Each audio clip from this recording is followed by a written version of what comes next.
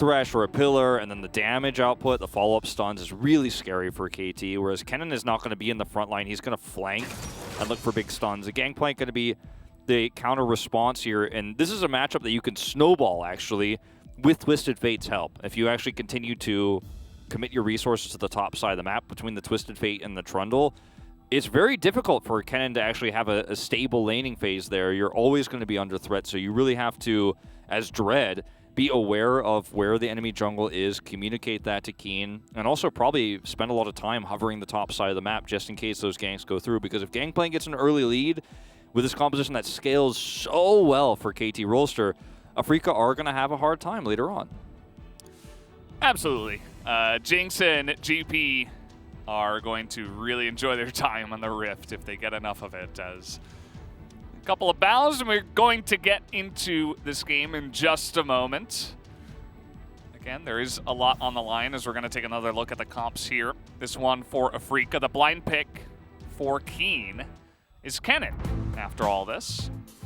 And it's a champion that we've seen rising to popularity a lot recently. And I think part of that is, of course, because his Q was buffed on this patch, but also it's just a meta where team fights around CC are, I mean, they're often dominated and or decided by CC, so Kennen is a great champion you can use to initiate from a different angle, look for those late game objective fights.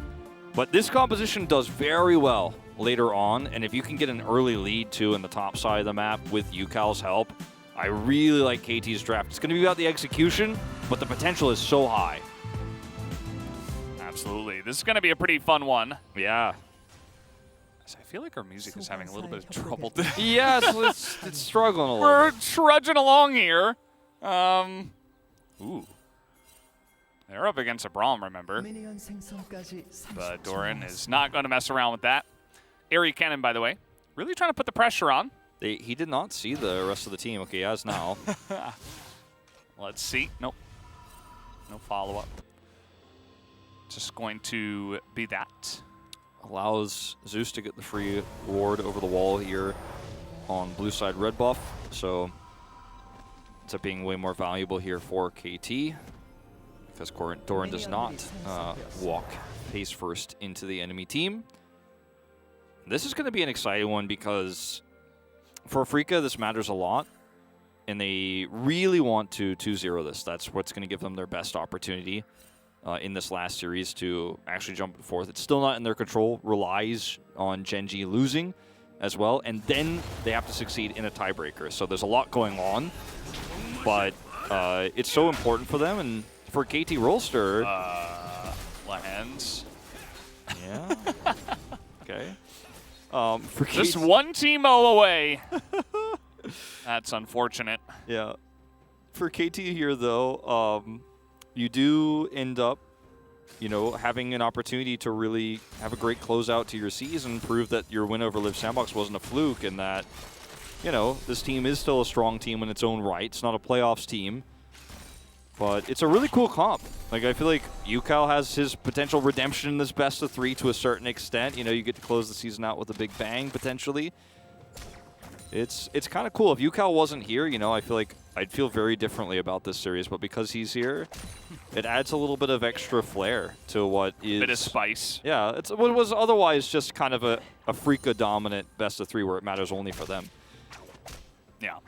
UCAL definitely that kind of player to try to fight for, people to look at him, for him to make the big plays. I feel like he got himself into trouble because of that play style many times in the past, and sometimes that inconsistency can be looked at by coaches, and they just say, well, I'm gonna have to hold that thought because we got the sun coming in, but the oranges are held by Doran. The red buff getting a lot of work done here, but just helping get that TP out of Doran very early on in this game. Yep, Smite committed here to help push the wave, but Doran will be able to get back into lane. Easy peasy. Doesn't even have to flash. The orange hold being the most critical part of this, as you mentioned. Teleports in, and we'll be straight back into the action as Gideon's going to wait here and look for a steal on the scuttle. Yeah, and he's actually going to try to fight here with Press the Attack Trundle, but saying that, okay, the smite comes down to Gideon, and he'll actually flash the wall. Tons of respect given over to the potential of Fly and Dread to lock him down. Yeah, I really appreciate the flash there because you know that if Fly gets the opportunity from a Viego stun, he will chain the stun together with the Scour of the Week. The damage output at this stage of the game into a Trundle who's already kind of traded a little bit is very, very scary. And he pushed the envelope to get maximum value out of that. Goes in, has pressed the attack like you mentioned to duel. If it's a 1v1, he's going to be happy. And also UCal gave him some help there. So wins the smite fight. If he misses the smite fight and then has to flash, it feels terrible. But because he gets it, feeling all right with this one. The flash being gone does limit for, you know, the upcoming top potential we were talking about, where you collapse up there with UCal, what you can do. But getting that scuttle is going to be a lot of extra experience, and he is, of course, able to double scuttle. Yeah. I just thought that maybe they'd be able to turn that 2v2, but because of Keen making his way down from the top side, I guess that was just totally called off. So, you know, split-second decision, and always just flashing the wall is the very safe play. So, gotta like it at the end of the day. The double scuttle was pretty interesting. See that he was able to pick that up, but Dread just going back to his own jungle. Gonna clear it all out. And Gideon is walking towards Krugs now, and then we'll have an opportunity to head to the top lane. If UCal hits 6 right before that, there's a really nice opportunity on this Kennen that's very far pushed up with the wave state at the moment. So keep an eye on that. And UCal is still a ways away. One more wave he'll need before he hits 6, so we'll have to wait that one out. But there's a tiny timing here, actually. And if he's able to hit it, if Kennen keeps being aggressive, like you see the pings coming down. The ward is so clutch here, actually. Instantly pinged when he's there. Keen backs off. And actually uses Doran just using that extra potential pressure to get a back timing. We'll grab an extra control ward. Nothing crazy. Yeah. Definitely important to get it back like that in. Pick up a Sheen. As we do have a gank in the mid lane, trying to land the, of course, gold card into the pillar. Trundle actually very good at some early ganks if you can find the good angle outside of vision. Yeah, no, for sure. And the Sheen, as you mentioned, is such a critical item here for the Gangplank to get early to harass a squishy target like the Kennen early on. Makes it very difficult to trade effectively. You're always going to be trading down. Actually picked up the call early here, Keen did, with that back. So just trying to kind of farm it out, hunker down. You're not going to be relevant right now. You're going to be relevant later. So get an extra kill's worth of gold on that call when it's finished. Going to help you boost through that mid game. Just understanding how much threat he's going to have here, and just want to play it passively. Kill minions only. That's your goal. Yeah. Mr. Keen. This game is a pretty interesting one. I like games like this where it's like, yeah, I mean, you look at KT's comp and you see GP and Jinx, and it's like, okay, in the late game, anybody can see they're going to have some pretty insane scaling, right? Like, everybody can look at that and notice that. But there are a lot of options in a Freakus composition that even if it does get to a later state of the game, where they can have options for huge fights, right? We've seen Syndra's single-handedly win games in late stages, even though she spikes really hard on one item. And then she's pretty good for a long time, but, you know, 6 items, she's not, like, as good as some other control mages. Her pick potential is huge. And, you know, the potential for counter flanks with the Kennen and stuff like that, you still have options later on in the game. So it keeps it interesting throughout the entire game. Yeah, it's interesting because when we talk about scaling, I think the term is often misappropriated to damage only, as hold this thought. Well, one stun landed, and then we're going to hit our gameplay button. It's not quite enough damage as Merc treads. Definitely the item here to pick up first for UCal, as he just walks away from that very casually. Doesn't have to flash or anything. Now Gideon's here, but not going to be able to find his way in.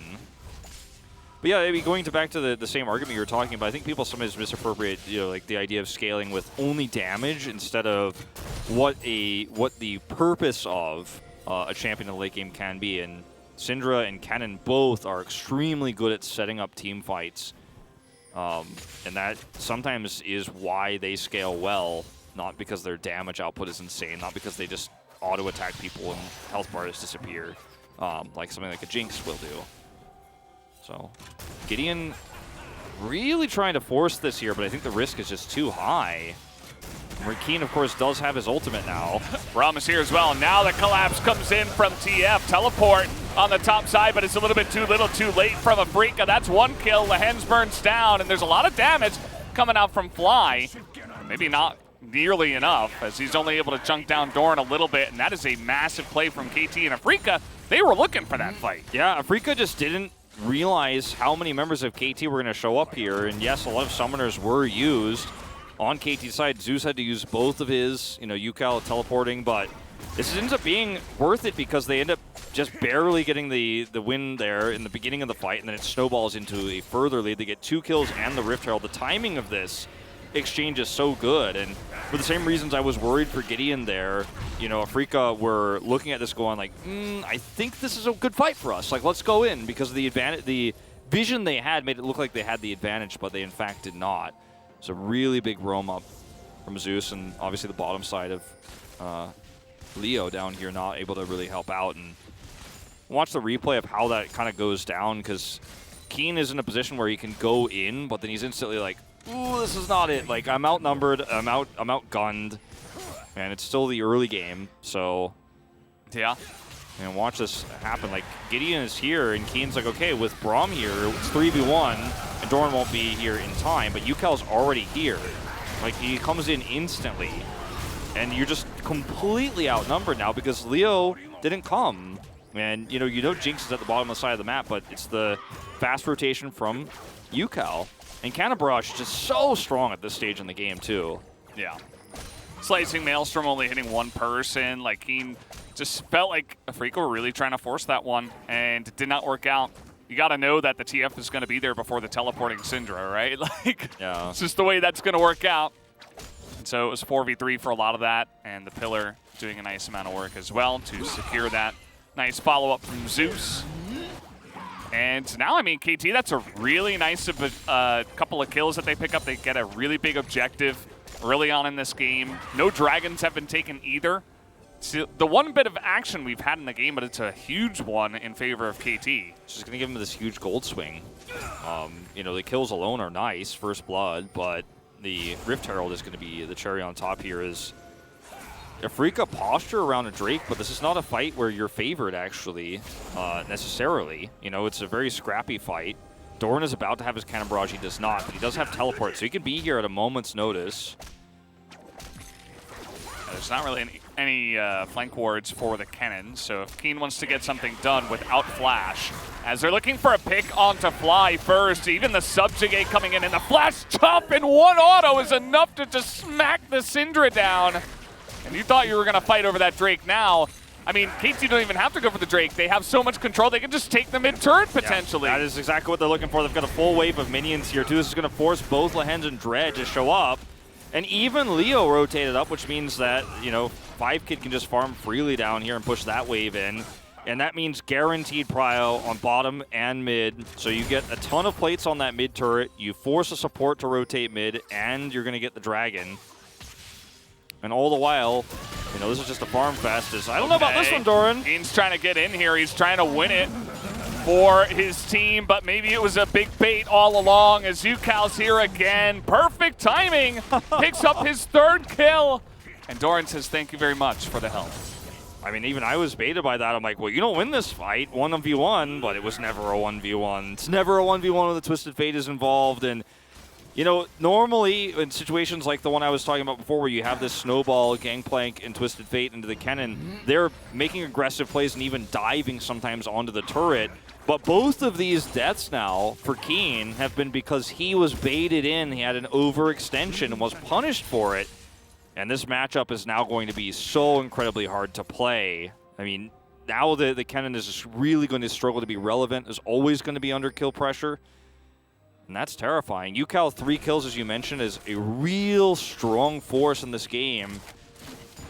And he can just continue to snowball the top matchup so incredibly well that now Keen is just going to have to hunker down.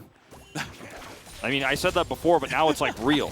Yeah, and you don't necessarily want to do that against this team, against this comp. By the way, they got Infernal Drake, the first one, so you got GP and you got the Jinx.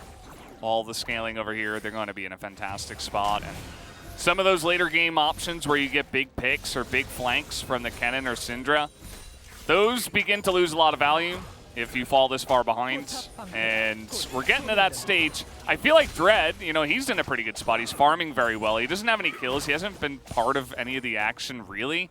But he's farming really well. He got his first item. You know, maybe he can make some plays if the next fight gets a little bit scrappy. But for right now, it's all KT. Certainly is, and this is exactly what I'm talking about, Keen. You just have to stay under turret, and it's not enough. Well, it is when you flash away from a pillar, but you've now lost your flash, and guess what comes with it? Dread's coming up here, so they're not actually going to commit. They don't have a wave either, but if there's a wave here, you can actually try to push the turret down. But now Keen doesn't have flash for the next time this happens. He will not escape with his life. It's going from bad to worse here, and as you were saying, with the Jinx and the Gangplank later on, this much of a deficit early for Afrika is disaster.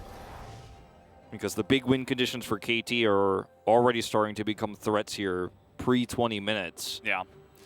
We'll take another look at the setup. It's just pretty straightforward. Fly has flash. He needs to flash before TF gets in range. No, and he does not, and just instantly gets killed. Loses the flash afterwards as well.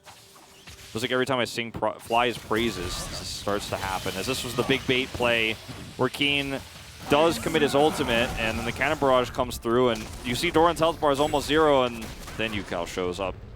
Completely baited. And I don't even, like, Yukal's like, oh, you need help? Okay, I'll be right there. 2-3 seconds later. Just that little bit of extra damage that Keen didn't quite have. And, you know, maybe it's a cult purchase, but more so it's the fact that his lane has not been going very well. So he's not able to extend the kill, even with Doran just running straight at him. And that is pretty rough. 5Kid getting a lot of value down here. Yep, gonna maybe get the whole turret. It's gonna deny a ton of CS. As Gideon, at this stage, like, he's Divine Sunderer. He's very difficult to kill. You know, he's not building tank, but if you end up starting to duel with this guy, he's going to outlast you, and he becomes a tank of sorts because he's just going to heal through so much. It's going to slow you, and then the rest of KT shows up. Trundle is just so strong right now because he works with any style of comp. Oh, you want to skirmish and fight a lot? Great for that. Oh, you want to play a little bit defensively around, you know, bot lane if you're playing support? Great for that. Oh, you want to fight a tank and get subjugate value? Great for that. You know, his pillar, always going to be useful. But he's really ahead in this game, and once again, glad we're all on the same page, and here he is again for the counter gank, but this time Viego will have the last laugh as Dread is getting in the face. A lot of damage coming out from some of those chomps. Thankfully, they had a stun to get away from Big Trundle. But at the end of the day, Doran, this time he baits himself, and that is 1 kill on the board here for Afrika. Yeah, it doesn't go to Keen, but he will pick up some of that assist gold. His call does complete, so he's going to have a ton of money in his pocket.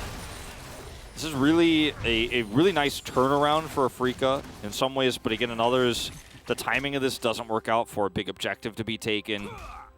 So it's a little bit bittersweet in that regard because it is going to be a lot of money going over the Viego, but isn't going to be able to close the gap or get you a big objective. As you can see, this wave is completely caught, and guess who's going to the Drake first? It's KT Rolster. Gideon's on top of it. Yeah, it's their rift. It's their objective to take, and they will take it very easily. They have an option of Mountain Soul or Cloud Soul. I feel like probably Cloud Soul in this game. But either one is going to be nice, and it is Mountain Soul, actually, after all. So you're not Atlas. I'm not quite able to summon it as well as he is. Although I would have enjoyed seeing it here in this game. Rift Herald here, obviously going to do a lot of turret damage, but, you know, as an objective, not too huge here. Doran is going to be totally fine. Scout of the Weeks here have been decent for Fly so far, even though he did miss his flash earlier, and I think a lot of people are going to be focused on that. Has been very accurate hitting those stuns, and that's going to be really important for the kind of win conditions you were talking about earlier, of what Syndra can do in the late game. Yeah. Just going to have to open up a fight like that if you want to have any hope. Or potentially rely on the cannon. Keen keeping up in farm, even though the laning phase was a little bit dire from what we could see. It is really important for Afrika to have enough map control to set up flanking wards for Keen later on. That's something that we've seen with Kennen a lot here in the LCK is he often lives and dies by his ability to just teleport into the backside of a team fight. So we're going to watch this one more time. Doran is collapsed on here, and they don't know that Dread is here. So even though he's able to flash away and Cannon Barrage for the slow, Gideon can't do too much to save him. He's still very squishy. After all, at the end of the day, Gangplank can do a lot of damage, but he's kind of a glass cannon at this moment in time. Really nice play there from Dread. As we do have a little bit of posturing here on the red side, or rather by KT on the blue side of the jungle, but they're looking for Fly, see if they could catch him rotating over, but he is going to think better of it. Yeah. Dread doing the same over here. Yeah, Dread can get value if he finds someone in transition, so I like little plays like this, especially his entire jungle is farmed out, so... I mean, what else are you going to do, right? Unless you're looking for a dive onto a Gangplank, not a good idea right now. So... maybe you find a Thresh. You say that, but he's kind of interested. Sending mixed messages. As soon as he sees the Thresh, though, he is out of there. Seems really, you know, engaged and interested in the conversation, but then doesn't reply for 3 days. And you're left wondering. Yeah, you know, it's like... oh, sorry, I was just really busy. Yeah. We'll meet next week. Also busy that day. All right, cool. Yeah. Thought, yeah, feels bad, man. Okay, pillars up. Turret not going to last very long here, and Lens is going to need some help. Hold the door. He's going to keep it alive, actually. The Lantern trying to help out. Oh, it's just not quite enough. I like the ward, too. Just a little bit of cheekiness. They really want to keep this turret alive. Of course, first turret's gone down a while ago. KT taking 2 of them. But they're able to keep it alive, you know. A little bit of a bastion there for Leo to get some farm. There's not much else happening in this game, so trying to maximize your farm is probably the best you're going to do, as Scout of the Week is going to miss as Dread comes in.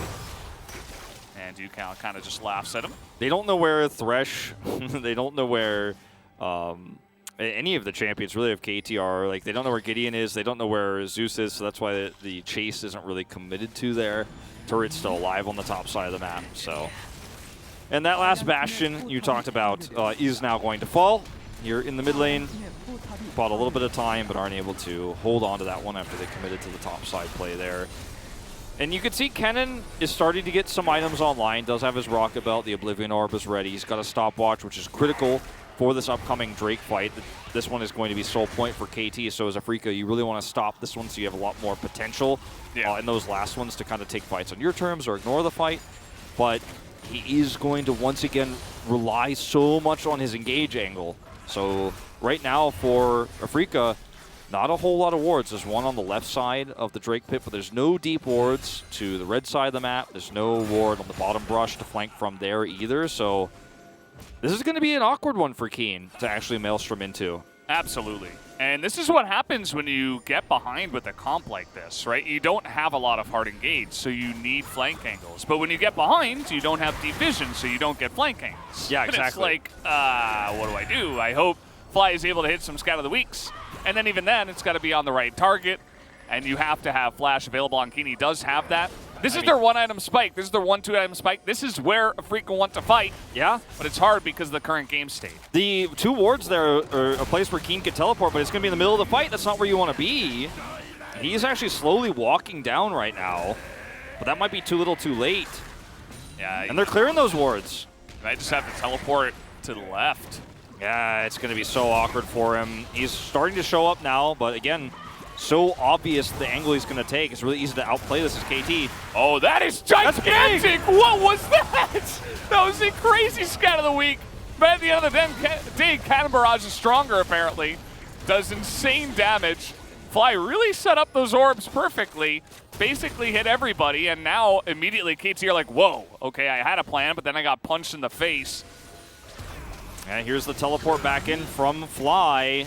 This is going to be, I think, a fight KT can't take anymore. They've taken too much damage. That's definitely much rougher than it was. And you see everybody's just backing away. They're like, okay, we can give one Mountain Drake. That's no problem. Nobody's going to be really building a lot of tanky items. We can give one. Yeah. But that was scary. That was very scary. It definitely was a situation where if Fly dies there, because he goes extremely low, then you can actually just commit in as KT and you just walk over the fight like it's nothing. But he does survive, teleports back in, and that's the moment where KT are like, this is just not worth the risk because we have a nice lead, and it is just the one Mountain Drake. That's why having an advantage like this is so important, is watch this Scout of the Week. It's actually insane. So he sets up 2 orbs. And look at this angle. It's so great. Yeah, it's just 2. It just hits everybody. It's perfect. It's a perfect angle there that he takes, but he takes so much damage, and if he gets hit by that rocket, he might just be in Death Realm. But at the end of the day, that's enough damage to where, with Fly's return, you can't stay anymore as KT. And you talked about it. That's the power of Syndra. It's so important to be in a better position than KT are there, to have a better control over the vision in those moments. That was the one thing Afrika did extremely well in that fight, was they got there early, they dropped those 2 control wards in the brush, and KT had to kind of fight for that control. And that gave Syndra enough time to set up for that. Absolutely, as they need more of that, right? they are able to get 1 fight. So far, the game has pretty much just been, they tried for that first fight up on the top side, but didn't really work out. And from behind, they haven't been able to be very proactive. But more stuff like that. You've got a pretty fed Viego, and Fly is online despite getting ganked a couple of times early on. They have some options here. They got to make plays right now. Yeah, this is do or die time right now. Just getting zoned out at the moment. For this, the game state we're in right now, neither team can realistically start a Baron and hope to get away with it. I mean, Afrika have a comp that, and they have better control over that area right now, but there's control wards they have to push through, and it's so obvious. KT can come and respond so quickly. They have Cannon Barrage. You just don't want to deal with that. So we go into this kind of lull state right now, but this is why KT are extremely happy with the position and why we've been saying that they're so ahead for so long. It's not just the gold graph, it's that their comp is happy to just sit and farm in these states between objectives. Yeah, we gave over a Drake, but cool, that just extends the game for us. Awesome. We have the better scaling composition in terms of damage. So everything is right in the world if you're a KT fan at the moment. And that's why you said Afrika needs to make the plays. They need to find these opportunities. This one is going to be a missed one, unfortunately. Yeah, Zeus has been pretty good about his lanterns. And, it's very important when you're trying to, extend that value with the Jinx. They don't necessarily have to, as this is going to be big value, though. He has to Heartbreaker out of here, and now we got TF. Thinking about it, he finds an interesting angle. No orbs fly on that one. It's not going to be able to catch anybody because Afrika respect him a lot. That was a really scary moment, though. You cannot get caught like that as the Viego. You're so important in these team fights because you are the one who's going to get the big explosion of resets after that Scour of the Week, after the Cannon engage happens. Like, Dread is going to be the final part of Afrika's composition in the fight. He's going to be the cleanup, so you absolutely need him to be healthy in these scenarios. Luckily for Dread, Viego has great sustain, so regardless of that situation, he just uses his ult to get out and heals back up. There's he's got a lot of stuff in his kit that he enjoys, for sure. And he's busted. Yeah. Thank you, Wolf. Putting it very, very straightforward. You and Zanzara on the same page. Although I believe he did say that about Trundle, but still, same vibe. But yeah, it's pretty good stuff. Pretty good stuff. And I liked what they were doing, trying to set up for a pick there, especially with the Heartbreaker down. And there was not that much vision around the river, but there was vision in the Baron pit, so Afrika were easily able to just kind of avoid it. But could have been a nice play in a game that really hasn't had much action. You got to try to make something happen. Yeah, exactly. And this is the next moment Afrika are waiting for, is that setup team fight here for the next streak, right? Like, this is just kind of how the steps go forward here for Afrika. Your best opportunity to take a fight is when KT also has to show up, because oftentimes in this game, KT has just been able to avoid fights, because that's what they want to do. This time they're going to have Kennen on the bottom side of the map, so you can actually just flank by default if they decide to sandwich here. Afrika posturing very carefully. Actually, I feel like almost too carefully here. Yeah, I mean, they're getting to a point now where they're not even confident to take the fights, but now Gideon is going to get Chain of Corruption down, so he's going to be the guy that's kind of left out to dry. UCal not even here. He was thinking about getting into the fight. And then, you know, it's just Keen gets a kill. They get a pick without using his ultimate. Oh, okay, trying to get in, but that is another big scout of the week. Cannon Barrage value does come in, zones everybody away, but look at that. One orb and one arrow. Join forces and a little dab is enough. The Braum ultimate was fantastic there as well. Everything is working together here for Afrika. It's like a well-oiled machine, and again, late game for Afrika is strong too if they hit their CCs together. The setup is so strong. To get that damage done, the Syndra and the Varus can, from a very long distance away, do extreme quick burst damage, and that's exactly what we're seeing here. You get caught by in just one part of this CC, any part of it, and everything chains together. This is where I was worried for Afrika, because they're kind of slowly posturing here, and then they turn this fight so quickly. Like, Gideon gets caught, that's all you need, and Keen is zooming forward, and he's like, I don't need to even ult this. We're now in 5v4, we just push this wave and continue to fight. And then, once again, you see the ultimate come through here. Lehen sets it up. Just goes forward, blocks that damage, and then Thresh is caught. Has to stopwatch. Yeah. And guess what? He's just going to be a sitting duck for the arrow. Now he gets chunked down. And that is the power of Afrika's comp. And it's one Drake by one Drake. It's really slowly trudging through here. And the fact that we've had 4 Drakes already and it's 30 minutes into the game, KT, you know, it has been a little bit shaky on the last couple of fights, but, you know, as this time comes along, you think about the potential soul fight, which could happen in a couple of Drakes, that's going to be at 40 minutes. Yeah. And KT, they're going to have 2 super hyper carries with 4 items at least. They're going to be very smooth sailing at that point. They have, I think KT needs to play this the initial part of the fight, the setup, the neutral game of the fight, if you will, around pick potential. Even though they have great front to back in a lot of ways, they also have the ability to lock down a single target with the Death Sentence and the gold card together, plus Pillar and the Cannon Barrage. Like, KT should be able to set up consistently 5v4 fights if they use their CC correctly in their setup.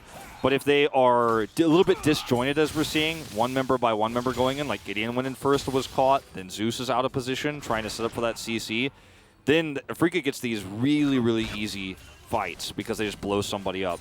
But if KT are the ones to actually be the initiators, even though their comp feels like, okay, we just protect the carries, they can actually pull the trigger themselves in a lot of these scenarios, and I think they need to. Speaking of pulling the trigger. Yeah, trying to make that play on a Keen here. The card will come down, and he's in a lot of trouble. He doesn't even go for the slicing Maelstrom, just 2-on-1. Gets isolated in the side lane, and UCal is making so much work happen with this TF. Yeah, 3-0-1 now. Actually, the first kill for Doran this game, but he has, you know, been involved in 4 of the 5 kills. As this is looking like a very big overextension. Luckily, there's a lantern. Yeah. At the end of the day, nobody else on the side of Afrika is really able to get in there. So, just feeling pretty good about their position once again. KT slowly pushing down the lanes. Okay, this is a really nice spot. If Gideon gets up a nice pillar here, there's a lot of potential. But there's no reason to force the issue here on this turret. Yeah. The risk is too high. I like that KT from ahead in their position with all their scaling. They're like, we don't have to do Baron. Yeah. If you want to do it, sure, fine. I mean, we will fight you if you want to do that, but we're not going to take any chances. Why should we? Well, they also have no vision around the Baron at all, so it's something that could actually potentially happen if Afrika walked over to it and KT wouldn't have any sort of idea about it. At the moment, the vision control does go to Afrika. Now, this is just a really unfortunate scenario here for the Cannon. Like we've talked about so many times this game, is TF, Gangplank, gonna get you. That's just how it's gonna be if you're trying to side lane sometimes. Cannon Barrage is global, so you're stuck between a rock and a hard place there. Yeah, also, I mean, they saw the TF was in the mid lane. I think he was there clearing the wards as far as I can tell. Like, I think Keen's got to know the range and the possibility of that. He can't just be going for a lightning rush through an entire wave and just hoping that, you know, Gangplank isn't there, because the second he is, I think he knows he's dead. Yeah, for sure. Does have his Void Staff online on the Zonias, so if he gets the angle, if he can get into a team fight and presses R button, he is going to get high value between him and Fly. You're going to do a lot. Yeah. It's just a matter of getting to that stage. And if KT keep playing this passively, because yes, it is good to scale up, but you also need to be the ones to start a lot of these fights or prevent these flanks from happening. If they keep playing passively, some of this CC lands for Afrika. This is absolutely a winnable game for them. And we are going into this third mountain fight where Afrika have won the first two. Yeah. Keen does not have any flank teleport wards to come to. He's just going to have to walk in straight up, old school. Here we go. KT moving in as a team. The cannon barrage is perfect. And look at this. We got barrels. We got pillars. Everybody slowed through it. Massive chunks through the entirety of Afrika's team. They're not able to kill anybody. And Afrika now, they threaten Baron, actually. So KT can't just run at the dragon. Fly and Keen have teleport available, so they can back off here and return with full health. And KT just going to try to rush this Drake down. They leave Doran nearby, and they should be able to get this one before Afrika can respawn and return, because they don't have any vision control, they don't have any wards for those teleports.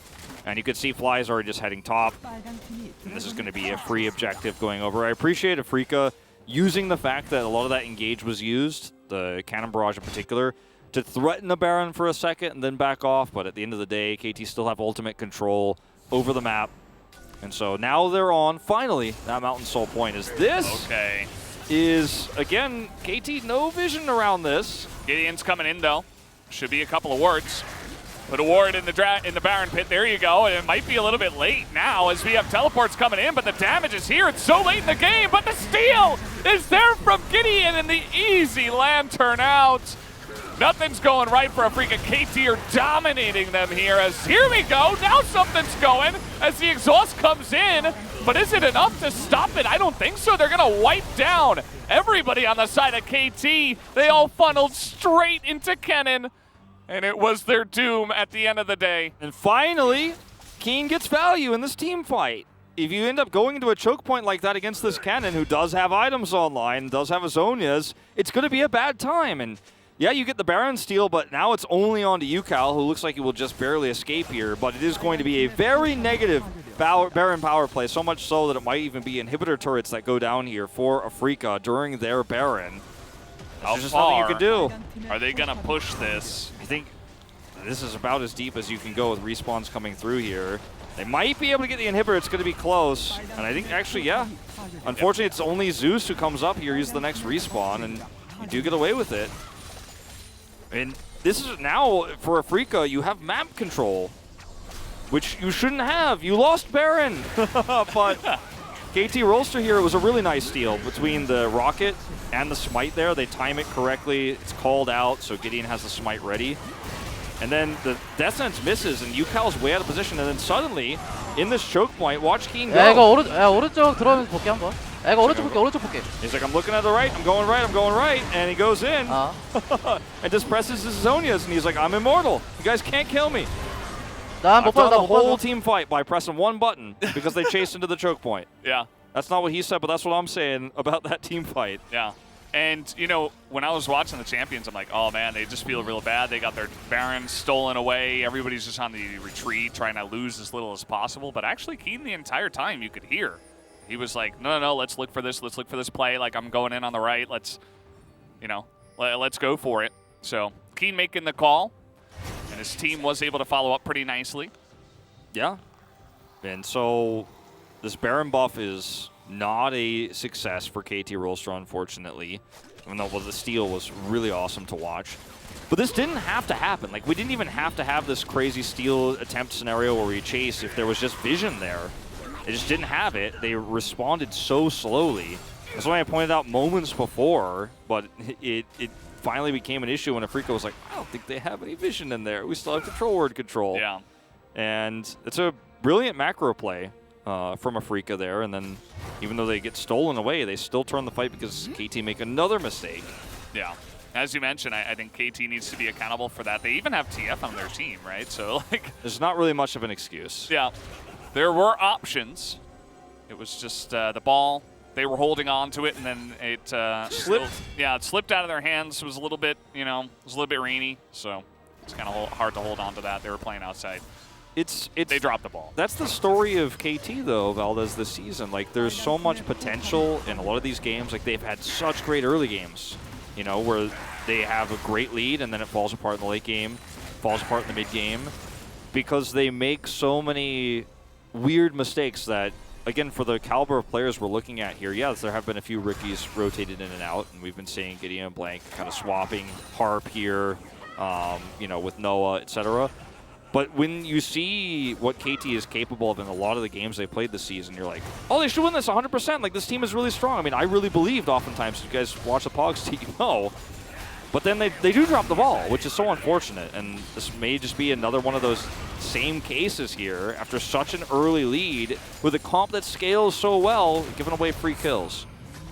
See the amount of poke now that's coming out from the Jinx. You got the GP. Look at that ward, though. That's a big one. A spicy one. That's a spicy little ward. I don't think KT have any idea. Nope. As Keen, he's going to join with his team first. He has the option to teleport into that one a little bit later as the ward actually goes down. Yeah, I think he just placed it somewhere else. And he only has 3 wards placed down at one time. So, I mean, they have another one above them. It's not quite as sneaky, but might be a little bit more straightforward, you know. Yeah. Look at this. See it. Look at the zoning. The chompers and the pillar isn't enough as Dredd gets in, but no, it's Jinx who gets it after all. And that's going to be too much. They're able to get Mountain Soul, and Dredd goes down. This is a mess. This game is a mess, Valdez. You go in, you're looking for the collapse in, and you are unable to get the Drake, and then you see there's a really big disconnect between the squad here, as half of Afrika is looking to continue to push in, and then Dredd makes the call to go in, and everybody else is walking out. So he just dies by himself, and KT are like, thank you very much, that's Mountain Soul. Like, look at Dredd, he's like, okay, I'm staying in, and then the Cannon Barrage actually is really the kicker here, because it actually cuts him away from his team. Like, they can't return to save him, and he can't join them. And, like, you could see he wanted to initiate, but Afrika was trying to, the rest of his team was trying to make the call to get out of there. Yeah. So he gets punished, they lose the Drake, he dies. It's just too much at this point. Remember what I said like 10 minutes ago? They're going to be at 40 minutes when the Soul comes in. And you're up against so much scaling, but not only that, it's Trundle Pillars, it's Chompers, it's Barrels, it's Cannon Barrages, it's Thresh, Threats, who can also get his allies to safety. They have so much kite back. You're never going to get in range of the Jinx. I don't think it's ever going to happen in this game unless they get blindsided by the cannon. Yeah, that's really it. Look at Gideon's items. Like you actually don't normally see a Trundle get 3 full items in a pro game. You know, League of Legends right now is okay. This is nasty. Yeah, this is what happens over and over. Pillar and Cannon Barrage over and over. I like the positioning here of Dredd. He's like, well, you can't exactly push, even though you're ahead in this game. I can take some of these minions back. A little bit of poke from their side, but as you can see, KT are just. They're firing rockets right now. Keen needs to have a really nice ult. I think that's Afrika's best way of winning a team fight. I mean, Fly can hit Scatter the Weaks, but look at the positioning of KT. Like, with the vision control they have, too, it's just so difficult. All right, looking for that pick onto the Braum. It's just a Braum, but it's kind of free damage at this point as Doran steps a little bit too far forward, but the rocket will have to be flashed. And they get that flash out of Fly, at least. KT, this time, I think they're looking to actually keep the Baron that they start. They come over here, clear away some of that vision. The Scuttle Crab is still active here for Afrika. Teleport coming through. They're trying to reset for this, but Fly is so far away. Look how far away he's going to walk so far. Well, they get delayed here. Yeah. Lehen's pretty low, so it's hard. They don't really have much of a front line either. They kind of just have to pull the trigger if they're going to go. Lehen's goes into his stopwatch. Dredd, his heart breaker. It's just not going to do much. And this is kind of inevitable. It's finally coming to fruition. Nice scan of the week to buy them some time, but here comes the TF, and now 5Kid. He reigns alone. He can do whatever he wants. He is totally protected, and at 43 minutes into the game, I think KT, they finally, it was the straw that broke the camel's back. And Keen's like, I just want to ult in one of these fights. I just want to have an impact, but just never able to find the angles, never able to have any control because KT has so much range, so much damage, and so much initiation between, you know, the Cannon Barrages, the Pillars. There's just so many ways this goes right for KT. They got the damage scaling and the initiation and the map control, and they're going to take game 1 in this best of 3. That they will. And this is rough for Afrika. They're going to get some more kills. Will KT, they want to make it more impressive than just 9-7 in 45 minutes. So they pick up one more, and they will win game number 1. And it's well played from them. You know, there were a couple of mistakes. I thought UCal had a great